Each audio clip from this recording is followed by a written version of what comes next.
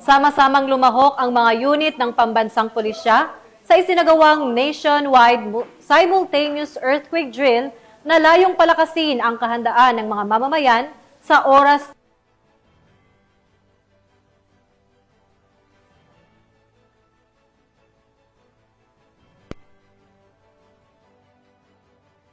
Matagumpay na idinaos ngayong araw sa Camp Brigadier General Vicente P. Lim sa Calamba City ang 3rd Quarter 2025 nationwide simultaneous earthquake drill na nilahukan ng mga tauhan mula sa Pro-4A Regional Headquarters kasama ang lahat ng Regional Support Units.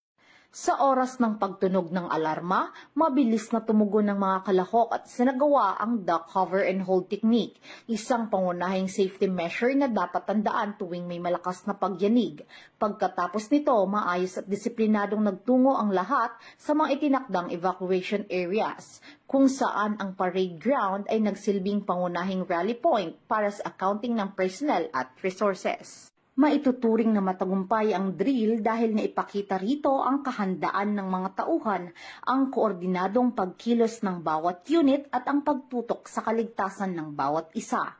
Sa pamamagitan nito, natitiyak na handa ang Pro-4A hindi lamang sa pagtugon sa anumang kalamidad, kundi maging sa mabilis na pagbabalik ng kaayusan at seguridad para sa publiko. Layon ng earthquake drill na mapalakas ang disaster preparedness, maisulong ang kultura ng kaligtasan at higit pang mapatatag ang resiliency ng Pro-Calabarzon sa harap ng mga posibleng sakuna. Sa huli, ipinakita ng Pro-Calabarzon ang kanilang buong suporta sa pambansang kampanya para sa Disaster Risk Reduction and Management.